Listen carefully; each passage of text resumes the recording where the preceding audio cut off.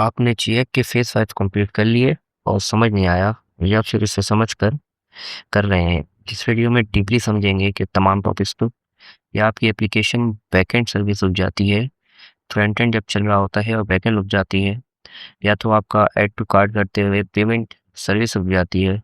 और इसलिए बहुत रिस्की हो जाता है क्योंकि यूज़र आपकी एप्लीकेशन को छोड़ के जा सकता है। यह आपको न्यू टेक्नोलॉजी का आइडिया नहीं, जैसे हमारे इस जेएक के कोर्स में हमें समझाया गया है, जिसमें हम इवेंट ड्रिवन आर्किटेक्चर काफका के बारे में पढ़ेंगे, लोकल डिप्लॉयमेंट यानी मिनी क्यूब के बारे में पढ़ेंगे, क्यूबरनेटीज का अल्टरनेट मिनी क्यूब जो है हम अपने लोकल डिप्लॉयमेंट में सीखेंगे।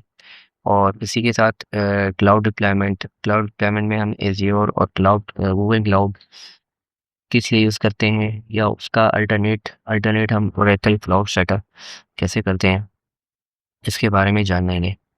तो बिना टाइम वेस्ट किए शुरू करते हैं। सबसे पहले हम देख लेते हैं कि इवेंट ड्रिवन आर्किटेक्चर क्या होता है। एडवांस क्लाउड डिप्लॉयमेंट में इवेंट ड्रिवन आर्किटेक्चर क्या होता है। मैंने कुछ कैनवास बनाए हैं जिसे समझने में आपको आसानी होगी। जूम कर लेते हैं।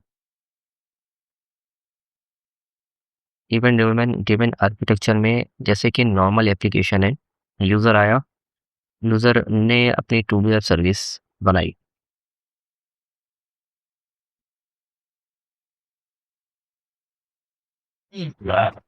Notify router gmail.com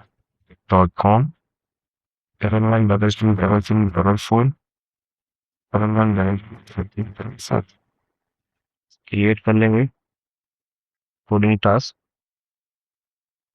तो हमारा इस एप्लीकेशन स्टार्ट हो गया है जैसे कि। तो मैं ये बता रहा था कि यूज़र आया टू डू ऐप सर्विस में, ये मेरी टू डू ऐप सर्विस है।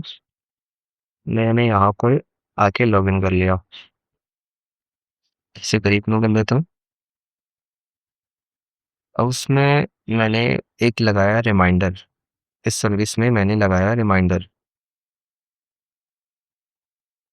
अपने एप्लीकेशन पे मैंने इसमें एक टास्क दिया कि मुझे 8 बजे जगा तो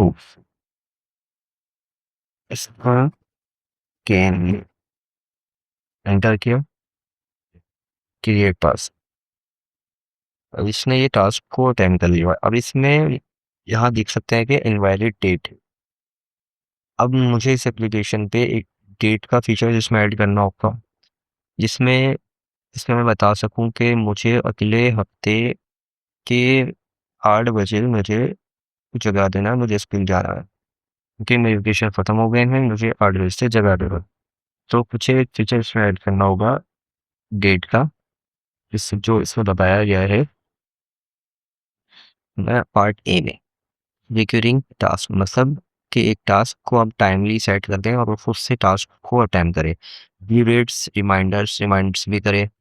और इसमें कुछ ऐसे फीचर्स होंगे जिसमें प्रायोरिटीज़ होंगी, टेक्स्ट के सर्च बार का भी ऑप्शन होगा, फिल्टर कर सके, सॉर्ट कर सके। ऐड ए, अब इसमें हमने काम किससे करना है, ऐड इवेंट ड्रिवन आर्किटेक्चर से। ऐड इवेंट ड्रिवन आर्किटेक्चर से। अब आर्किटेक्चर को यहाँ पर हम समझते हैं कि मैंने बताया यूज़र टू डू सर्विस है। यूज़र की to do service, notification service और यूज़र, मतलब ये नॉर्मल नॉर्मल ऐप है आपका। आपने यूज़र आया आपके एप्लीकेशन पे, आपकी एप्लीकेशन ने टाइम टाइम हुआ और वो उसमें नोटिफिकेशन सर्विस भेज दी। और अगर आपका नोटिफिकेशन सर्विस डाउन हो जाए तो आपका टू ऐप सर्विस जो आपने कॉल की एपीआई को, एक डे वो आपका एपीआई बन जाएगा और आपकी एप्लीकेशन डाउन हो जाएगी। तो इसे हम कहते हैं कपलिंग। टाइडली कपलिंग, उसका हम डायग्राम से समझते हैं कि आपकी एप्लीकेशन है, to do task every 1 week task आपने टेस्ट एक हफ्ते के लिए लगाया नोटिफिकेशन के लिए। अब नोटिफिकेशन का अगर सर्वर डाउन होता है तो आपका ये पूरा जो सर्कल है, वो जो साइकिल है वो डाउन हो जाएगा। तो इसी तरह इवेंट ड्रिवन ऐप में होता है कि ये सारे जो फीचर्स हैं, सारे जो वर्ड्स हैं, वो एक दूसरे से लूज कपलिंग होते हैं। इसमें होता ये है कि यूजर आता है आपकी डब्ल्यू सर्विस पे, हम इसमें यूज करते हैं कि इवेंट, उसमें हम लगा देते हैं डेपर काफका, डेपर या फिर काफका। डेपर को हम बाद में पढ़ेंगे, अभी यहाँ पर हम लगा रहे हैं काफका। यहाँ पर हम लगा रहे हैं काफका। काफका क्या करेगा, इवेंट ड्रिवन ऐप में काफका एक बहुत बड़ा अच्छा किरदार अदा कर रहा है कि आपकी टू डू सर्विस में ये हुआ कि आपने जो भी टाइमिंग वगैरह सेट किए कि भाई मुझे 1 हफ्ते के बाद 8 बजे मॉर्निंग टाइम पे उठा देना। अब इसने ये एप्लीकेशन की जो फंक्शंस है उसने टाइम में देखा, और टाइम देखते हुए इसने एपीआई कॉल कर दी, ठीक है। अब एपीआई कॉल किया तो वो गया नोटिफिकेशन के पास नहीं गया, वो इवेंट के पास गया, वो काफका के इवेंट के पास गया। अब वो काफका के इवेंट ने इसे स्टोर कर लिया अपने पास। अब इसका काम खत्म हो गया, इसके पास स्टोर है, ठीक है। अब बाई चांस नोटिफिकेशन सर्विस हो जाती है डाउन, ये हमने अलग उस पे टोकर पे हमने पुश सर्विस को अलग से हमने पुश किया हुआ है, और टूडू की फ्रंट एंड को अलग से पुश किया हुआ है, ठीक है। अभी हम ऐसा समझ लेते हैं ऐसे, टूडू सर्विस को हमने अलग एप्लीकेशन बना के अलग कंटेनर बना के पुश किया है, और नोटिफिकेशन सर्विस के पक्ष को अलग से पुश किया हुआ है।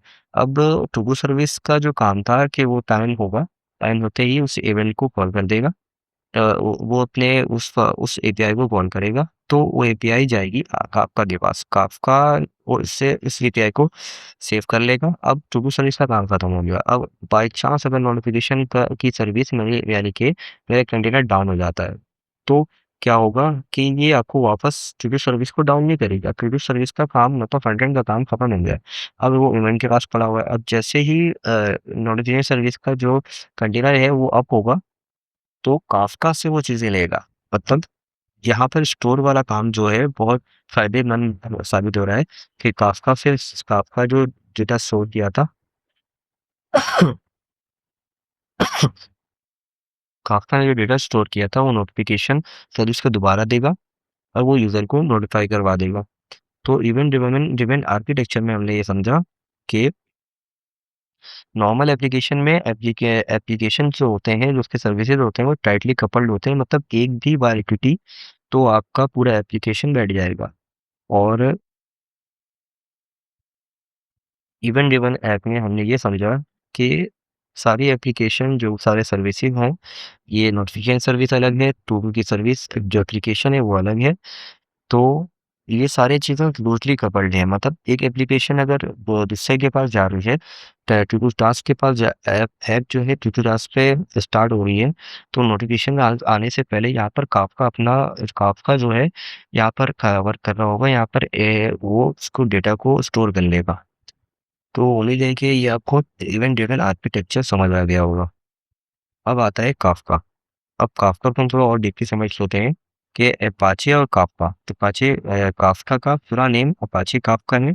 कहीं पर अपाचे काफका को भी बोला जा रहा है, और कहीं पर काफका ही बोला जाता है। असल में बेसिकली ये है कि ऑर्गेनाइजेशन का नाम जो है अपाचे अपाचे है। अब यहाँ पर सर्च कर लेते हैं अपाचे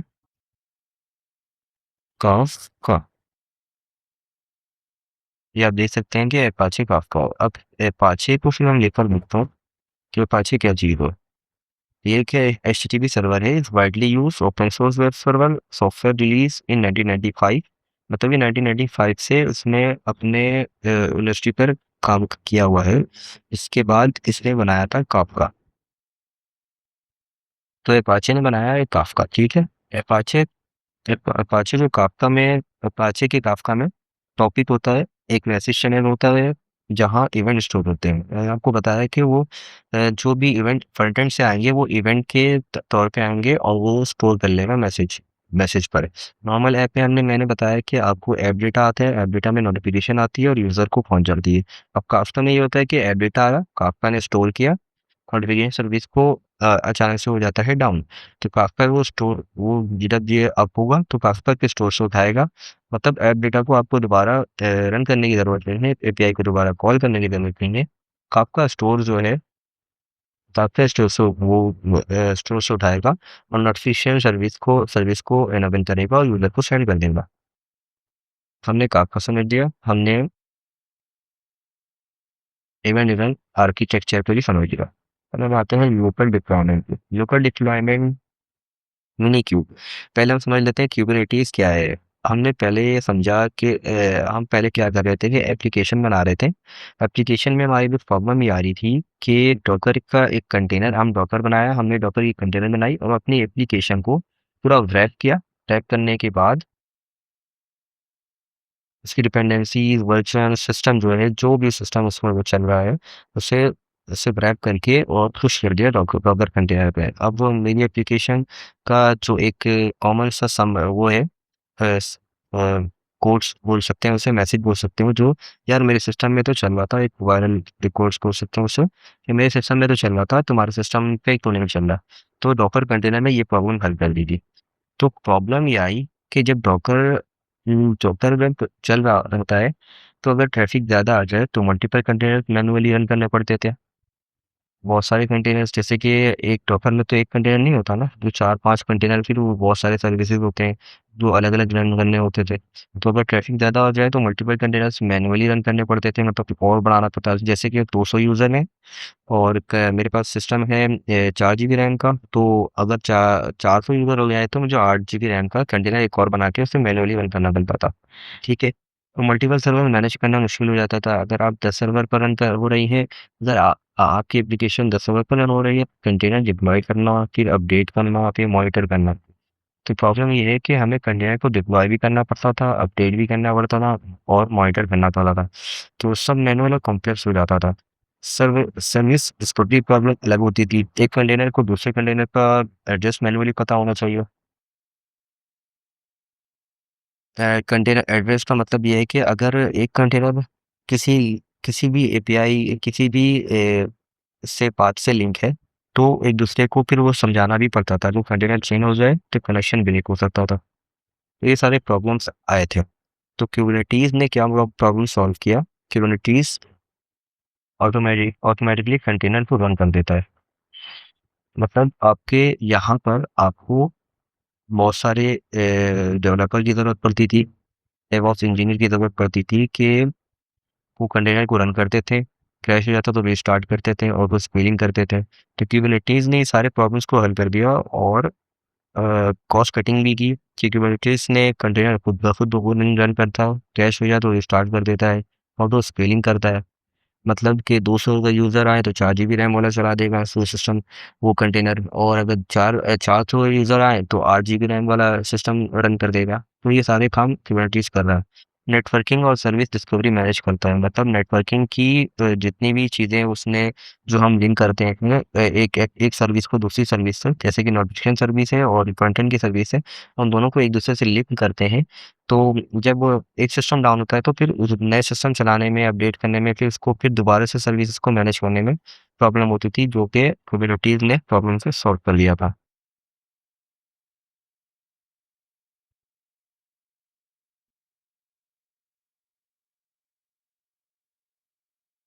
अब प्रॉब्लम ये आई कि कुबरनेटिस जो है अगर हम कुबरनेटिस को सीखना है तो उसके लिए हमें $200 पे करने पड़ता है, $200 पे करना पड़ता है। तो ऐसा क्या हल था कि उसे हम अपने सिस्टम पर चलाकर उसे सीख सकें। तो फिर आया मिनी क्यूब। मिनी क्यूब क्या करता है, जो हमारे सिस्टम पर, हमारे लोकली सिस्टम पर वो रन करने लग जाता है। मिनी क्यूब क्या है, हमारे सिस्टम है जैसे कि पूरा लैपटॉप है, इसमें हम लोकली टर्मिनल पे मिनी क्यूब को चला देते हैं और कुबरनेटिस के क्लस्टर को मिनी क्यूब में हम चला कर देख सकते हैं। मिनी क्यूब दोबारा से बताऊंगा। मिनी क्यूब एक टूल है जो तुम्हारे लोकल लैपटॉप पीसी पर कुबरनेटिस क्लस्टर चला देता है। तो अपनी ऐप लोकल मशीन पर टेस्ट कर सकते हो और बिना क्लाउड यूज़ किए। मतलब क्लाउड में हमारी एप्लीकेशन में फाइनलाइज़ होने के बाद रन होती है और मिनी क्यूब में चलाकर हम चेक कर सकते हो। अब क्लाउड डिप्लॉयमेंट पे आ जाते हैं। यहाँ पर हम देख लेते हैं हमने क्या-क्या टॉपिक कवर किए। काफ़्का हमने देख लिया, डेपर रहता है, रूल वाइज चलते हैं। पहले तो क्लाउड डिप्लॉयमेंट पहले हम समझ रहे थे कि पहले कंपनीज की अपना खुद का सर्वर खरीदती थी। जैसे कि अगर मैं इसमें जाऊं तो ये कंपनी के सर्वर्स हैं सारे, वो अपना सर्वर अपना अलग से खरीदती थी। तो प्रॉब्लम ये होती थी कि अगर यूजर ज़्यादा बढ़ गए तो फिर और सर्वर्स खरीदने पड़ते थे, और जब यूज़र कम हो जाए तो फिर वो सर्वर काम भी नहीं हुआ करता था। तो फिर आया क्लाउड का क्लाउड की क्लाउड जब आया तो क्लाउड ने क्या कहा कि हम जो है सर्वर्स को रेंट पर लेना शुरू कर रहे हैं। पहले कंपनीज हम रीड करके समझ लेते हैं कि कंपनी सर्वर खुद खरीदती थी, ऑफिस या डेटा सेंटर में रखती थी, या वो सब प्लेस का ही मसला था, रेंट का कहाँ से रखती थी उसका अलग मसला था, मेंटेनेंस खुद करती थी, मेंटेनेंस के भी चार्जेस में लगते थे। प्रॉब्लम क्या थी कि महंगा होता था, अगर ट्रैफिक बढ़ जाए तो नया सर्वर खरीदना पड़ता था, सेटअप और मेंटेनेंस डिफिकल्ट थी। क्लाउड सर्वर क्या करता है, अब कंपनी सर्वर खरीदती नहीं बल्कि रेंट पर यूज करती है क्लाउड कंपनी से। अब क्लाउड कंपनीज कौन कौन है, जैसे कि Amazon web service, Google cloud. अब जब आपका ये जिक्र हो माइक्रोसॉफ्ट एज़्योर एपीके, तो हम लोग समझ जाएंगे कि यहाँ पर क्लाउड जो कंपनी सर्वर की क्लाउड सर्वर जो कंपनी है, माइक्रोसॉफ्ट एज़्योर है, ओरेकल है, ये सारी चीज़ें क्लाउड क्लाउड हमारा सर्वर है। क्लाउड सर्वर है जो हमें रेंट पे ये सारी चीज़ें देता है। कंपनीज ऑलरेडी बहुत सारे सर्वर रखते हैं, मतलब उनके पास अनलिमिटेड है, वो सर्वर्स को ही रेंट पर देकर कमा रहे होते हैं। तो क्लाउड के फायदे क्या हैं, सर्वर खरीदना नहीं पड़ता है, कॉस्ट भी कम हो जाती है, स्केलिंग ईजी होती है, ट्रैफिक बढ़े तो एक्स्ट्रा सर्वर इंस्टेंटली मिल जाता है, मेंटेनेंस क्लाउड कंपनी करती है। हाई अवेलेबिलिटी सर्वर वर्ल्ड में मल्टीपल लोकेशन पर। अब क्लाउड आपको समझ आ गया कि हम पहले कंपनी जो है सर्वर पे अपना डेटा रखती थी और अपनी अपने पास ही सर्वर सारे होते थे उनके पास। अब जब क्लाउड का सर्वर आया तो क्लाउड सर्वर वो अपने सर्वर को रेंट पे देने लगा, जिसकी वजह से कंपनी के कॉस्ट कटिंग अच्छी हो गई। कॉस्ट कटिंग के साथ साथ उनके प्रॉब्लम्स जो थे, मेंटेनेंस चार्जेस वगैरह थे, वो कम ही गए। अब रेंट पे वो सस्ता पड़ रहा था। फिर आया अब ओरेकल। ओरेकल क्लाउड क्या है, ओरेकल क्लाउड क्या है, हमारी टेस्टिंग के लिए अच्छा है। ये हम जैसे यूजर्स हैं, हमारे जो स्टार्टअप यूजर्स हैं उसके लिए अच्छा है कि फ़ायदे स्टार्टिंग में क्या होते हैं कि वो आपको फ्री सर्वर्स और सर्विसेज लर्निंग और या और प्रैक्टिस के लिए दे देते हैं। हाई परफॉर्मेंस है, पावरफुल सीपीयू, मतलब एक अगर फ्री में दे रहे हैं तो पावरफुल सीपीयू भी है और रैम और स्टोरेज भी दे रहे हैं। ओरेकल क्लाउड हम यूज़ करेंगे, यानी कि मतलब अब हमारा इससे कोई वास्ता नहीं। माइक्रोसॉफ्ट एज़्योर से जो कि 200 क्रेडिट्स पर है 30 डेज़ के लिए, हम यूज़ करेंगे। रिकमेंडेड भी है कि ओरेकल क्लाउड को यूज़ किया जाए। मतलब ये कि अगर आप एप्लीके हम आप जेक के स्टूडेंट भी नहीं हैं, तो आप ओरेकल को सीखने के लिए कर सकते हैं। आगे की चीज़ें पढ़ लेते हैं कि high performance manage services, database, Kubernetes cluster. अच्छा, क्लाउड जो है मैनेज सर्विसेज को ही मैनेज कर सकता है। डेटाबेस, कुबरनेटिस की क्लस्टर, सिक्योरिटी सब रेट वक्त मिलता है। इजी इजी डिप्लॉयमेंट, क्लाउड में क्विकली डिप्लॉय कर सकते हो। स्केलेबल, ट्रैफिक भी पड़े तो इंस्टेंटली एक्स्ट्रा रिसोर्सेज मिल जाती हैं। नुकसान नुकसान के बारे में भी पता होना चाहिए कि फ्री टाइम में रिसोर्सेज लिमिटेड होते हैं। मतलब ये हमें एक तरीके का हमें स्टार्टिंग पॉइंट पे सीखने को तो दे देंगे, लेकिन जब आप अगर आगे बढ़ना चाहें या एप्लीकेशन इस पे डिप्लॉय करना चाहें तो आपको लिमिटेशन मिलेंगी इसमें। एडवांस फीचर के लिए पेड प्लान लेना पड़ता है। डॉक्यूमेंटेशन और community support, AWS Google cloud इतना स्ट्रांग नहीं, मतलब इसकी डॉक्यूमेंटेशन भी इतनी खास स्ट्रांग नहीं है। तो हमने क्लाउड डिप्लॉयमेंट भी सीख ली और क्लाउड क्लाउड डिप्लॉयमेंट में ओरेकल के फायदे भी दे दिए। अब हम आते हैं डेकर पर। डेकर डेकर थोड़ा-सा कॉम्प्लेक्स है समझने में। डेकर को हम इस तरह से समझेंगे कि काफ़का को हमने कैसे समझा था कि काफ़का बीच का एक गार्ड की तरह काम कर रहा था या फिर एक डेटाबेस की तरह काम कर रहा था। वो क्या कर रहा था कि डेटा को बीच में स्टोर कर ले रहा था। आप और कोई भी सर्विस, मतलब कोई भी सर्वर जो सर्विसेज जो है, जैसे कि नेटवर्क सर्विस डाउन हो रही थी, तो वो काफ़का से उठा लिया करता था। फ्रंट एंड पे दोबारा रन करने की ज़रूरत नहीं पड़ती थी। तो अब डेपर क्या करता है, डेपर में कुछ चीज़ होती है पब पब और सब। पब जो होती है पब्लिश होती है, सब होती है सब्सक्राइब, मतलब एक मैसेजिंग कंपोनेंट समझ लें इसे। सर्विसेज़ इवेंट भेज सकती हैं और रिसीव कर सकती हैं जैसे काफका की तरह, जैसे काफका की तरह, ठीक है? सर्विसेज़ इवेंट भेज सकती हैं, मतलब वो भी इसमें भी इवेंट चलेगा और रिसीव भी कर सकती हैं। यहाँ पर हम देख लेते हैं कि normal app, front end, back and, database और काफका। पहले हमने क्या बताया कि हमारा डेटाबेस नोटिफिकेशन सर्विस पे जॉइन करने कर रहा था, काफका काफका हेल्प कर रहा था नॉर्मल नोटिफिकेशन सर्विस में। तो डेपर के साथ अगर हम इसको अटैच कर दें तो फ्रंट एंड के बीच में डेपर आ जाएगा, मतलब फ्रंट एंड का जो एपीआई कॉल हुआ वो बैक एंड पे जाएगा। अब बीच में बैक एंड डाउन हो गया, ठीक है? बैक एंड डाउन हुआ तो फ्रंट एंड को दोबारा से ऐड टू कार्ट करने की जरूरत नहीं है, या फिर ऐड टू कार्ट की जगह उससे पेमेंट सक्सेस करने की ज़रूरत नहीं है, वो पेपर पे जाके स्टोर हो गया है।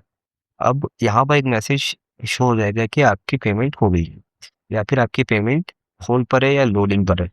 तो इसे लोडिंग शो कर रहा होगा और डेपर पे डेटा स्टोर हो गया है। अब दोबारा इसे जब तक का ये बैकएंड आपका डाउन सर्वर अप नहीं होगा, तो फ्रंट एंड लोडिंग पे चलेगा और जब बैकएंड चल गया, तो डेपर जो है वो डेटा उठाकर बैकएंड को दे देगा और जब बैकएंड से रिस्पॉन्स आया तो फिर ये फ्रंट एंड को दे देगा।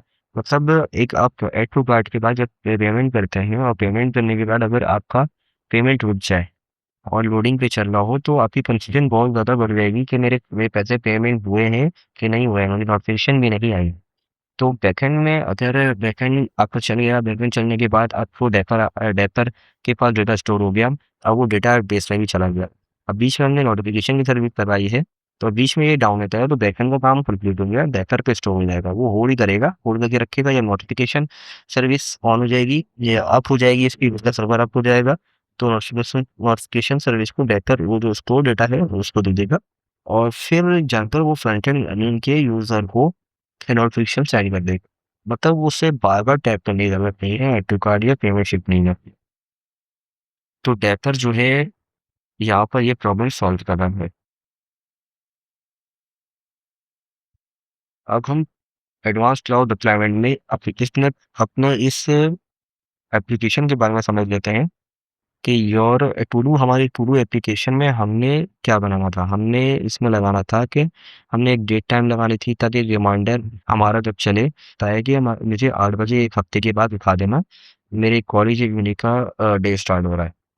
तो फिर जब ये 8 बजेगा तो 8 बजे तो वो एक सर्कल घूमकर आएगा और इसे रिमाइंड करवाएगा। तो हमने फर्स्ट फीचर जिसमें रिमाइंडर का लगाना है। सस्पिशियस रिमाइंडर्स और सर्च, फ़िल्टर, सॉर्ट, ये सारी चीज़ें हमने एक-एक स्पेक्स में काम करना है। सबसे पहले पार्ट ए करेंगे, स्पेक्स में करते हुए पार्ट ए को कंप्लीट करेंगे, फिर स्पेक्स स्पेक्स को बनाएँगे हम डिप्लॉय के लिए, फिर एक थर्ड स्पेक्स होगा जो कि डिप्लॉय करेगा एज़्योर या तो डिप्लॉय करेगा हमारा उसमें ओरेकल पे।